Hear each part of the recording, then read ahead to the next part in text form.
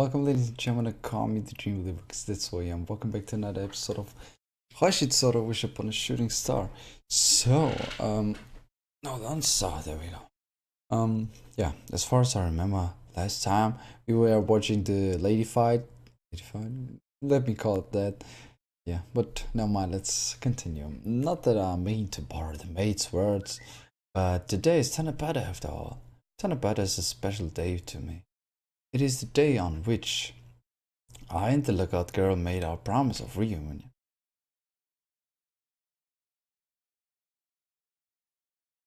For the past year, she hasn't found traces of anyone at all entering the lookout located further up from here, and yet now, to begin with, her target, who is a student at Hibari High, detests the lookout.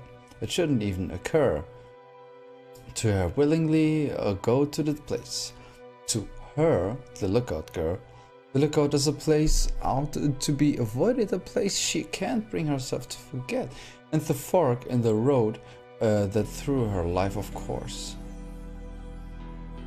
So bringing all of that into consideration, it will be quite hard to think she will appear at this place again. Though if she in fact did appear to her convenience, that would only hasten her work. Which can only mean it's someone else entirely then. Finally. The girl glares coldly at the footprints scattered around on the ground. Judging by their size, there appear to be two different sets for two different individuals. Likely one belongs to a guy and the other to a girl. There are a lot more footprints made by the guy, so it appears that he comes her much more often. The footprints continue onward, leading into the woods that extend to the side of the road. One can infer from that piece of information that they circumvented the fence and then headed up to the lookout. Who are you? Suswa? Sherry? Quite the oddball we've got our hands on here. It would be plausible for some tourists to have simply ignored the fact of the area being off limits and forced their way in to reach the lookout, but that conjecture crumbles if it's the same person coming repeatedly. The only possibility then is that the person is heading to the lookout with some sort of objective in mind. I have no idea what your objective is here, but let's hope for both my sake and yours that you don't end up obstructing my job here. She, who is currently enrolled at Hibari High, despite the fact that she holds no right to be. The job that she's been tasked with is to return that girl to her where she belongs. Wait, is it? Wait. In process of achieving that, this place here is the goal line, so to speak. Who wouldn't rather avoid tripping on a stone just before the finish line? If his objective is something entirely harmless, just a sightseeing, then no problem arises. He wouldn't visit the lookouts too often anyways. To her, the worst case scenario is if his objective is something on a similar level to, say, going to school, that would make it necessary for him to visit the lookout on a daily basis. In the case of that, she will be left with no other option but to eliminate him. That essentially entails the type of work she does for her job, and hence why she wants to avoid the eyes of the others as much as possible. Now the question is, what do I do? Either way, the only information she currently possesses concerning him are the footprints that dot to the ground, so at this point in time she simply lacks the knowledge to make an educated decision. The most productive course, however, of action would be to next gain a grasp on what exactly his objective is, and as fast as possible. Once his objective has been made clear, the next step will be to decide whether it will be necessary to eliminate him. The girl begins to ponder whether she would begin by tracing the footprints and heading to the lookout. However, before she has arrived at an answer, her thought process is interrupted. She hears the sound of footsteps approaching from down the hill. Fortune's favor. The person in question has now arrived before her, thus accepting her from the need to ruminate about what to do. You could say the stone came rolling to her without the need to move an inch. However, is it a stone big enough to trip her and make her fall? Or is it a stone so tiny that she can step on it that bare feet with no cause for worry? Should she remove it before breaking the tape, or wait? An apathetic expression on her face, the girl brushes her glossy, beautiful hair out of her eye. When the fence blocking the way to the lookout comes into view, I notice another person standing near it. That were her thoughts the whole time. And understand. Taking into account the fact that I haven't came across a single other person during my visits here until now, it shocks me rather than giving me a pleasant feeling. She, on the other hand, doesn't seem all too surprised, instead giving off the impression she might have been expecting. Tourist? That speculation doesn't come just because I haven't seen her before. Since I've been away for a while, there are a fair share of locals who I've never seen before as well. Rather, what leads me to thinking this was, judging by what those Hibari High students said, it is pretty common knowledge among locals that the lookout is off limits. And if you know that you couldn't go up to the lookout, you have virtually no reason to purposefully make the cumbersome climb up the hill. Therefore, if you were to list one group of people that wouldn't have this information, there would be outsiders, like tourists for instance. That being said, it excludes people like me that have a specific objective.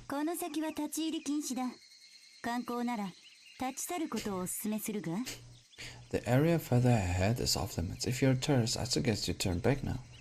She says in an indifferent tone.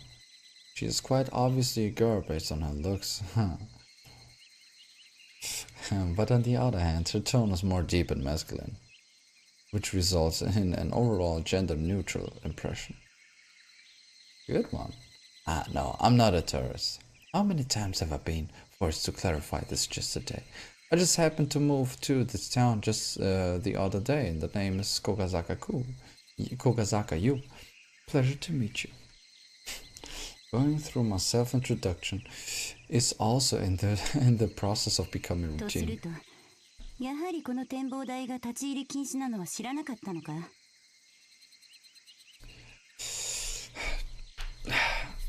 Dude, it's time to let her learn something.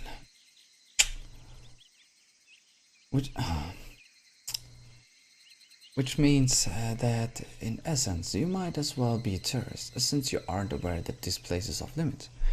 Different from the people I've met until now, she doesn't give me her name despite me introducing myself. No, I know about that.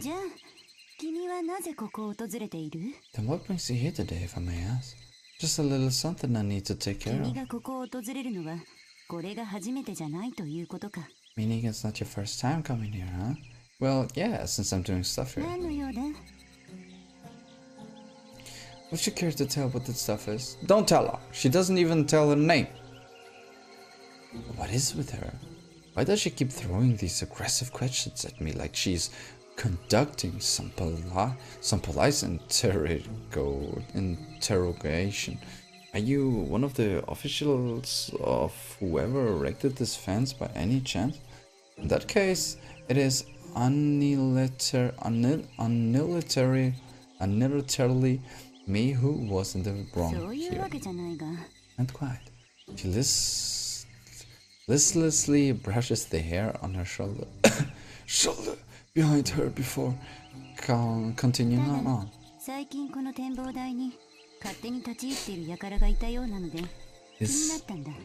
It's just that there has been some fellow trespassing to get to the lookout lately, so I grew curious. She directs a cold gaze at my face. How did she know I was trespassing?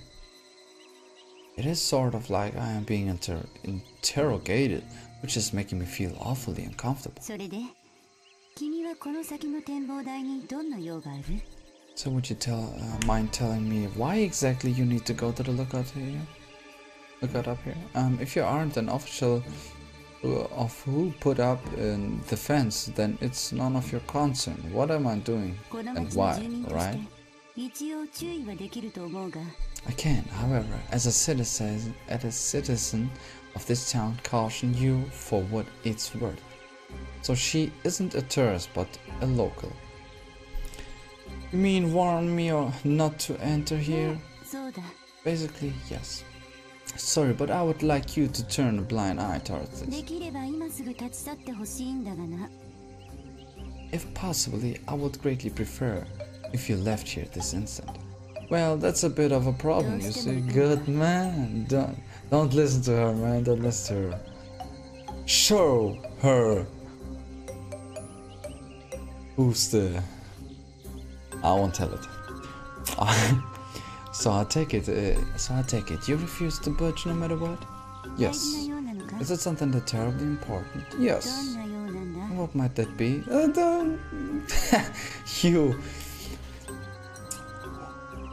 You cute. Oh, awesome lady. I would rather keep that to myself. Something you would rather not say? How about you first of all introduce yourself? It isn't like I have ill intentions or anything, but I don't really feel like explaining my reason for coming here to a person I've literally just met.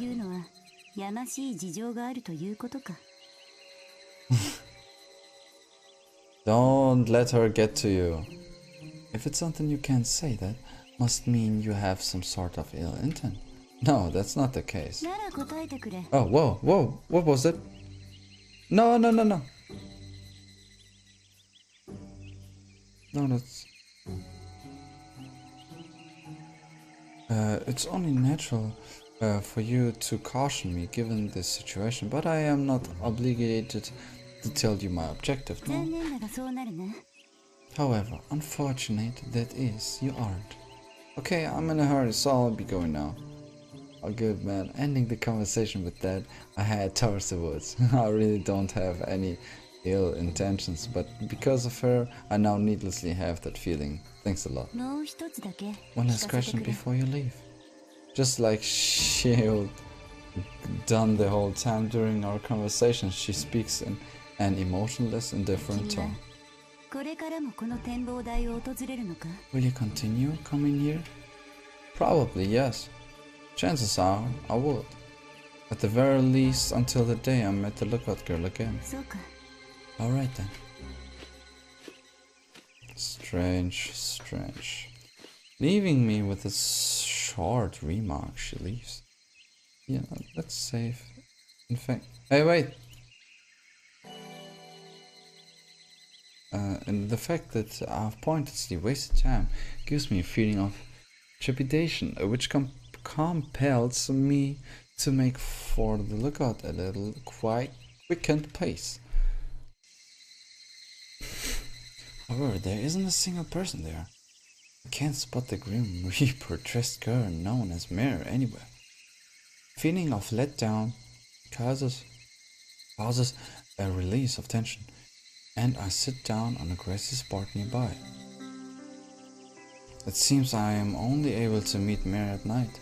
This is the second time I've come here around dusk, but just like last time, she isn't here. If memory serves me, Memoria herself said she wouldn't be here on cloudless nights. So does it mean she couldn't come here when the sky isn't clear? But really, I felt for her parents.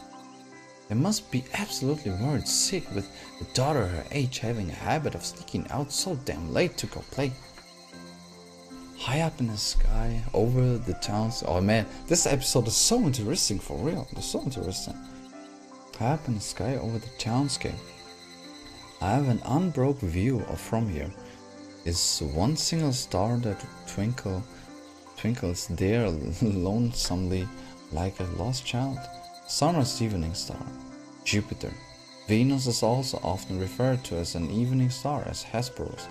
But since that star is twinkling at the zenith of the sky, it should be Jupiter. The star that shines at the lower position in the western sky would be Venus.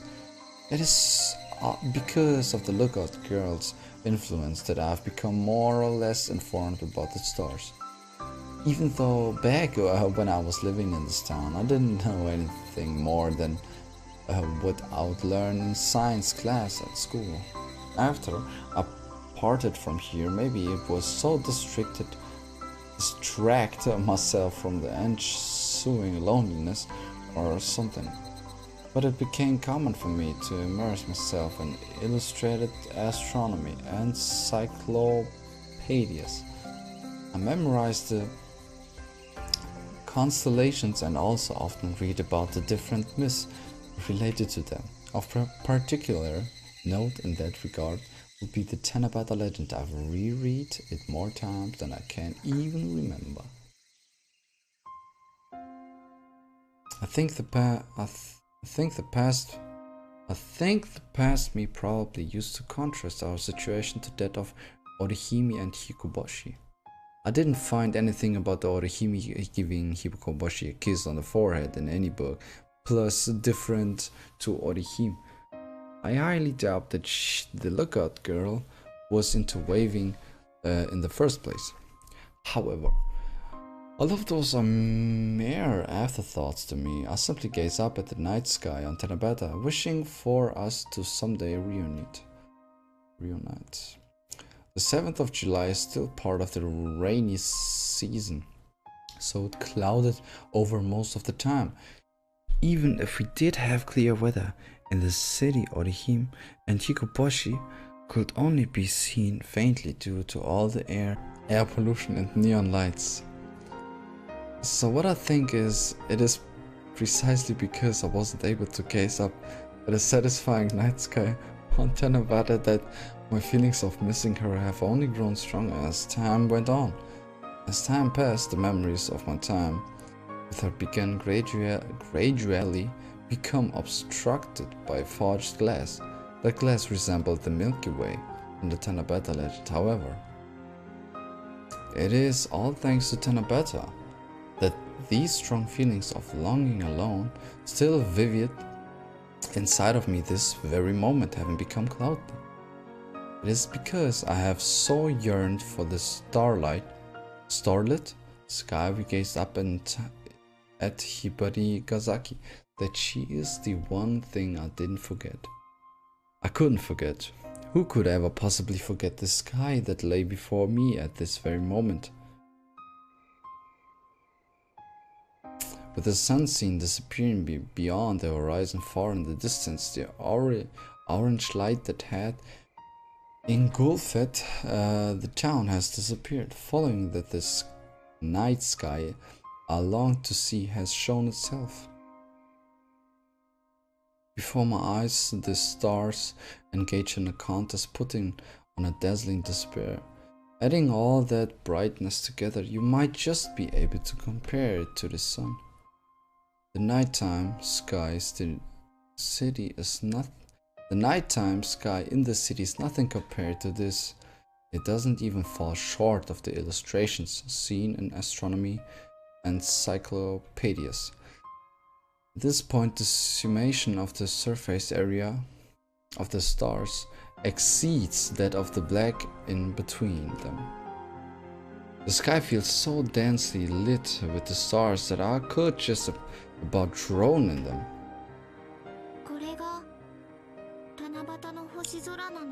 So this is the starry sky on Tanabata, huh? Mirrors near me, having supposedly gotten there sometime while I was unaware. The scythe in her hands, which I've mentally paired with her now, looks like it isn't quite capable of reflecting the abundance of starlight, causing the light to refract and disperse. It's kinda like there are so many stars. It's scary. True, if I keep looking at them for a while, I start to feel sane. Even beautiful things can become grotesque if you have too many of them, huh? Can say, I quite like the turn of phrase. Do you know which one's Orihime and Hikoboshi? See that band of light that looks like clouds? That's the Milky Way. See that band of light that looks like clouds? That's the Milky Way. The two stars shining immediately above it and below are Orihime and Hikoboshi. Which is the above one, Orihime? And the one below is Hikoboshi? Yep. I'm proud of you. So she actually knows it herself. What does that mean? Mare quietly speaks her words as if she is whispering to herself. Hikoboshi is on Orihime's leash?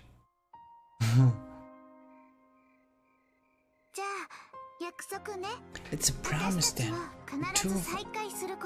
The two of us will reunite no matter what.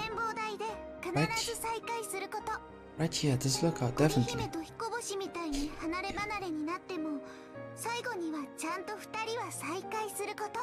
Even when we get separated like Orihime and Hikoboshi in the end, we'll most definitely reunite. And once we are reunited, we'll get married. We'll get married and then I'll put you on a leash. Wrong. You're giving me a blank stare? It's nothing. Seriously, this girl keeps stimulating my memories to such an extent that I have to ask myself whether she isn't actually just doing it on purpose. Admittedly, maybe I'm just overly self-conscious. Say, do you know how the Tanabata legend goes? Mare doesn't answer. If you don't want me to tell you... Not really. Ah, come on, don't be like that. Just listen, okay? So it's basically just that you want to tell me about it. Once upon a time, on the shores of the Milky Way, there lived a beautiful heavenly maiden named Orihime, who was the daughter of the god of all the heavens. Orihime rigorously followed her father's orders, and day after day diligently kept weaving, thus creating glittering, beautiful clothing. The god of the heavens was impressed by Orihime's fervor, but simultaneously he felt sorry for his daughter, who hadn't even time to experience love despite her being a young maiden of marriageable age. So one day he decided to marry her off to a cowherder by the name of Kengyo. Thereafter, Orihime and Kengyo began to live together and spent every day in happiness and joy. And they all lived happily ever after. Mare arbitrarily ended the story. No, the story still goes on further. Yeah, we still have met Hikoboshi after all. Kengyo is a different name for Hikoboshi.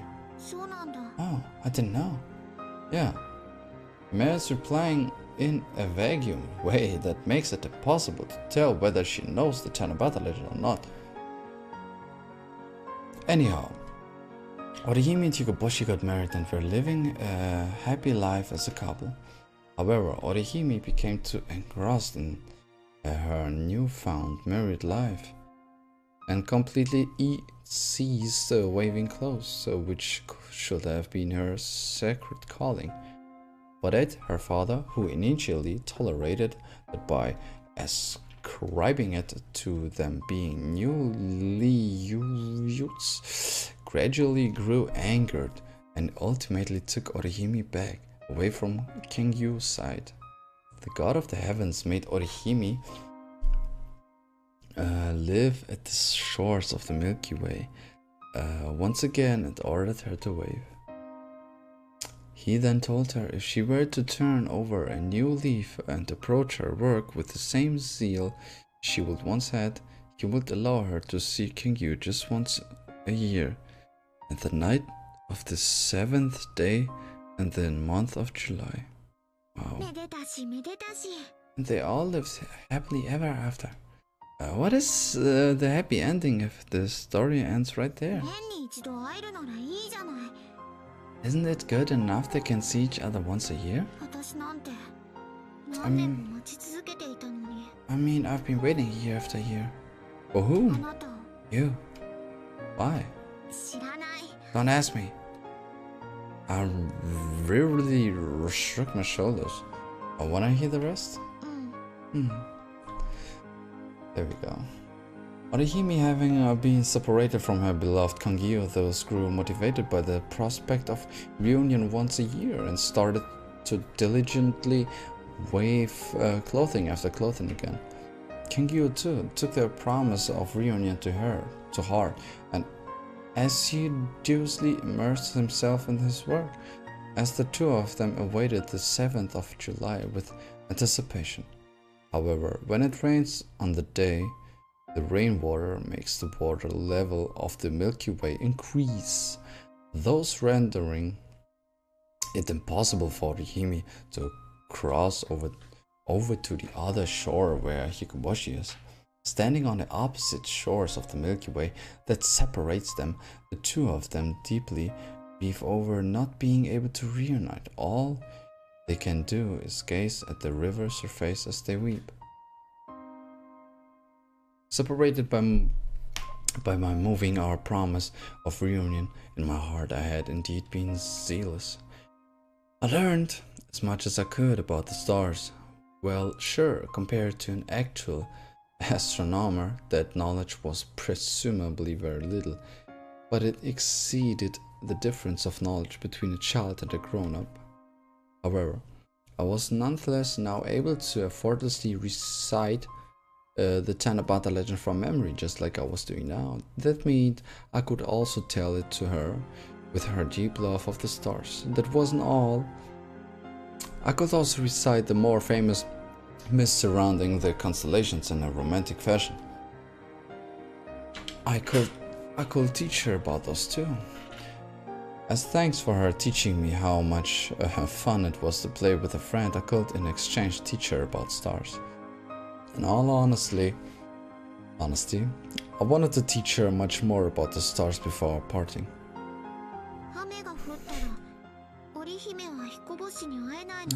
So when it rains, Orihime can't go see Hikoboshi, huh? Not quite. I forced myself to speak in a cheerful tone of voice. When the Milky Way becomes flooded from rain, unable to bear the sight of the two lovers wallowing in sorrow, magpies come flying. Magpies? They are passerine birds of the crow family. Sounds like they are pretty small birds. You'll be right. That's why they appear as a flock.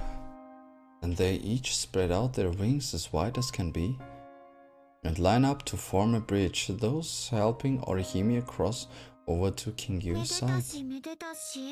And they all lived happily ever after. Yep, all lived happily ever after. I take a hearty breath to unwind. Did you like it? It was okay. Do you love the stars? What makes you ask? Because you're always here at the lookout on nights with a clear sky. Or are you actually coming here in order to wait for me? May remain silent, only continuing to stare at me. Gee. There might be some meaning included in that gaze of hers, but I can't quite put my finger on what it is. At the moment I can't spot a single cloud in the starlight sky. There are no obstacles in the way of the stars during this Tanabata night. Hopefully someday, high up above us, Orihime and Hikoboshi have reunited. Your very own magpies may appear. Mir slowly draws closer to me. Close your eyes for a moment. Oh! Why? Just do it. She looks way different now. This sounds kind of scary. Wait, is it her? I mean, look, there, look at this. Huh. There's nothing to be afraid of. That's not very reassuring. She's clever. Now they are saying the same things that they were saying before. Never mind. Just close your eyes already. Oh, what? Are you telling me you're not gonna listen to your pixies? Hearing these words, I can only comply. I do as she says, but but you're open. A short period of time transpires during which nothing happens. You can't just open your eyes yet, okay? Those words came from immediately vicinity, throwing me into inner commotion despite the fact that she's a child. I'll never ever see you again if you open your eyes. It is all too strange. There isn't a single aspect that differs from my memories. It is almost like they were being replayed. It can hardly be anything else but an illusion that I am experiencing, but there is another side of me that insists that isn't the case. It is my past self. The Kokazaka you who was still just a young boy back then. My current mature self thinks of Mir as an entirely different girl from the lookout girl. But my past self from within my memories is overlapping the two. That may be because the boy from within my memory still looks the same as back then, just like Mir, who looks like her at the same time. That's not true. I love that girl. I still can't. That's a different thing, dude. You're not the same. You can't be the same. You're not the same. She isn't the same either. The only thing that is that she is just hoping that it is her. That's the only thing. I still can't tell for sure whether those feelings were romantic, but regardless of that, my love for her was true all the same. So then, why is it that I was never able to put these feelings into words, at least shortly before my movie? Ah, come on, I wanna see Mare, not her. If she happens to go on and kiss me on the forehead and in a reproduction of my memories, I might respond with her with these words. Even if she tells me not to open my eyes before I finish counting to 60, I might ignore that, open my eyes and confess to her. Yes! Please don't leave me. I love you. I owe you so much. You were the very first person to become a friend for something like me. Someone who never even thought of making friends. Thank you so much, Yukon. At that moment, something lightly touches me. Oh no. However, the sensation is not on my forehead, but on my chest. Somehow the sensation feels almost irrational in nature. How intense it is it be possible to take the sensation I would experience from someone kissing me on the forehead and perfectly reproduce the sensation on my chest? That is straight up impossible, because of course I am wearing clothes, so how is it I am able to feel this clear warmth directly on my skin through my clothes?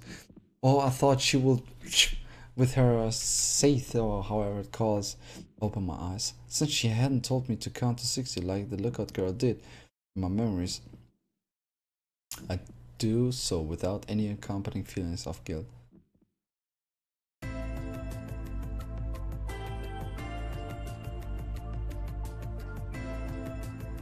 As I said, just like having sunken a stick into starch syrup, Mira is holding her massive seed at hand as it is deeply buried within my chest.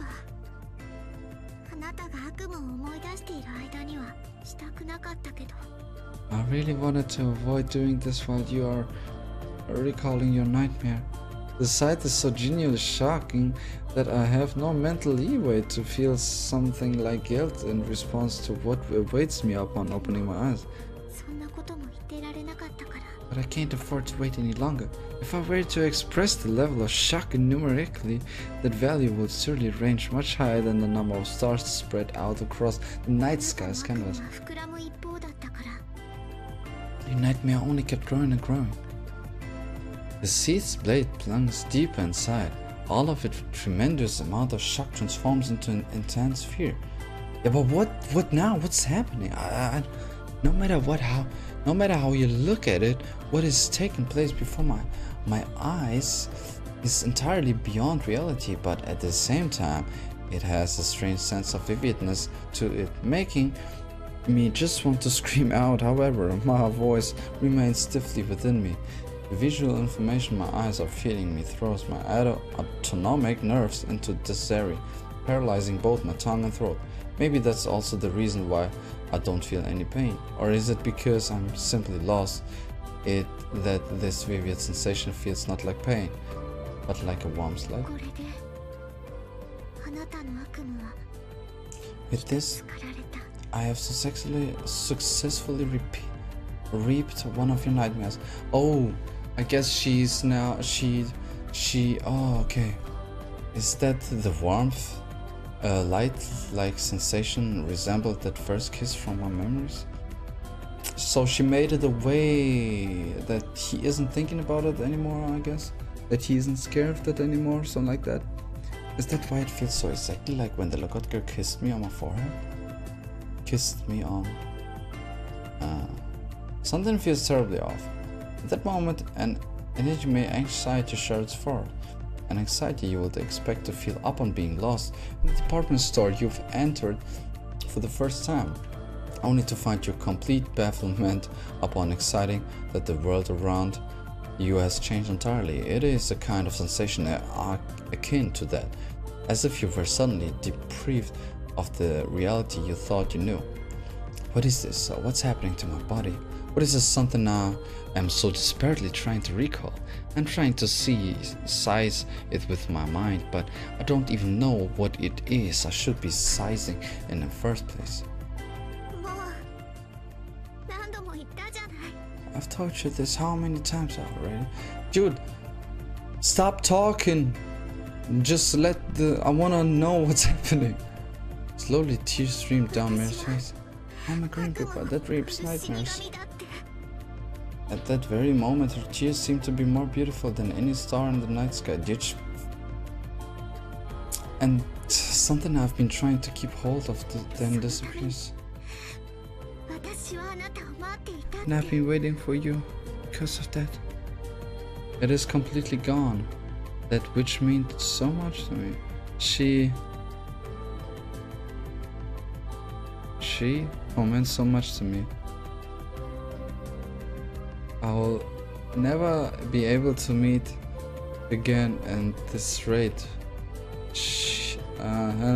will remain upset with me and continue avoiding me forever. Having lost that precise, I'll never be able to reunite with...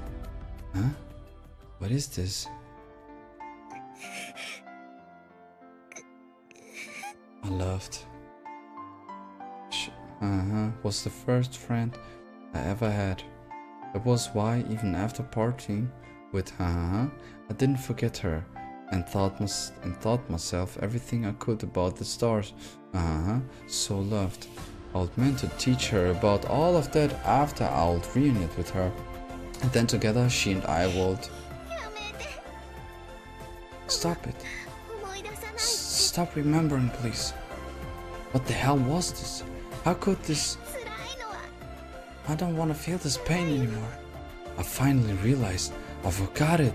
I've forgotten that it's his name. Without notice, even though there is no doubt in my mind that I clearly remembered it only mere seconds ago. That information and it alone is whipped clean from my mind, as if a gaping hole has opened up in my memories. What the fuck is this?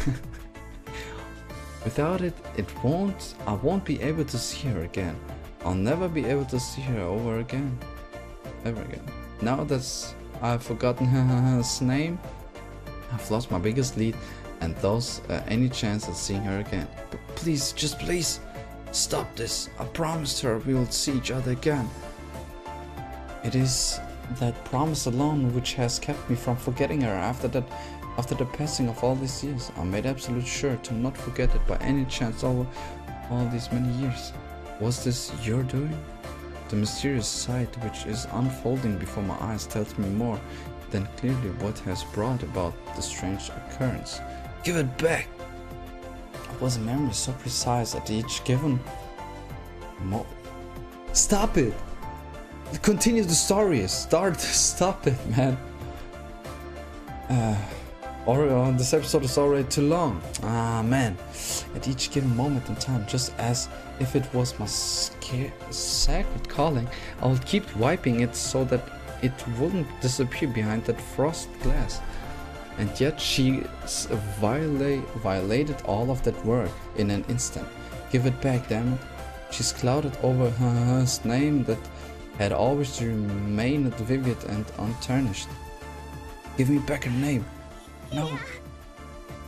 Wild tears. Let them talk, dude. Stop thinking. Stop thinking about that. While tears stain her face, she squeezed out her words in between sobs. No, I'm a Green Reaper. I'm a Green Reaper that reaps nightmares. Are you trying to say her name is a nightmare, you? Exactly. Since that's what you forgot, it had to be.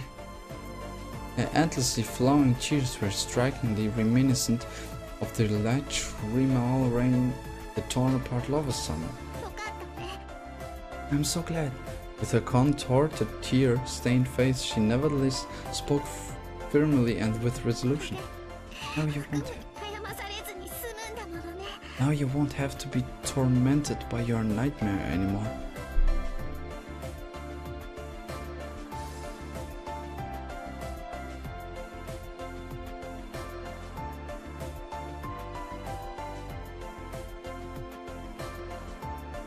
The vastness of the sky is filled with a myriad of stars on this Tanabato night. Surrounded by a frighteningly thick sea of lights, Orihime and Hikoboshi remain as before, separated by the Milky Way. I couldn't be happier. Yoko. The heavenly couple then disappear behind the clouds. Wow.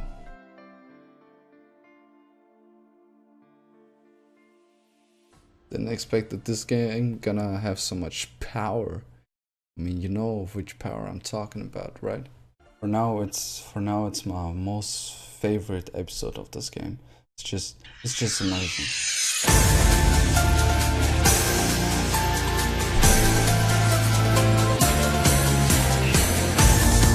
Please let it be the intro. Check it. 見上げた空ひらめいてる流星時を超えて願いを運んでゆく遠い記憶小さな丘の上で語り合った大きな未来の夢繋いだ指先離れても忘れないからと約束したいつか叶える物語映し出す二人を結ぶプリズム同じ空をどこかで見ているから君に伝えるえたら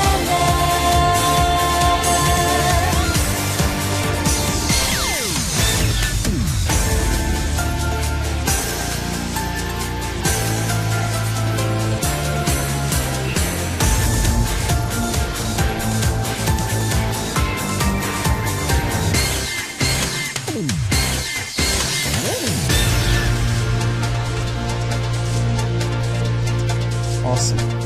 Just awesome. Awesome. Just awesome. Love it. Love it.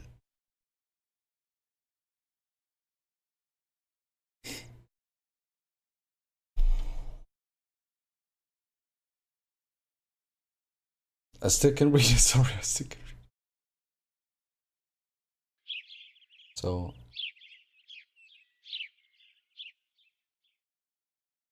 it is school day. So yeah, pretty sure it's a school day for him. And now, so I guess this was just the intro. Oh, that was a long intro. The game just getting started. Nice. Now the game's getting my attention. Really, really, really, really. Wow, that was so awesome. It was nice. Didn't expect it, for real. Ooh, beautiful ladies. What we gonna do with all of them? Oh boy, it's gonna. Well, ladies and gentlemen, I'm gonna end this episode right. That was amazing. Thank you, buddy, so much for watching. If you liked it, like it, just subscribe, and don't leave anything out. Too, don't leave anything out. And as always, remember, yeah, and it's even getting me a little bit emotional. And as always, remember, dreams come true. So what you have to do? Just believe in you. And as always, remember, I said it already. Watch some animes, ladies and gentlemen. You should watch some animes. Okay, watch some animes. Watch some for me. Watch some for you. Just watch the animes, alright, ladies and gentlemen. Awesome, awesome, awesome, awesome, just awesome. Well, like I said, thank you, buddy, so much for watching. If you liked it, like it, share, subscribe, and don't leave anything out. Too, don't leave anything out. And as also remember, dreams come true. So what you to do? Just believe in you. And yeah. Watch some anime, ladies and gentlemen. Watch some anime, alright? Watch them. You should watch them. It was amazing.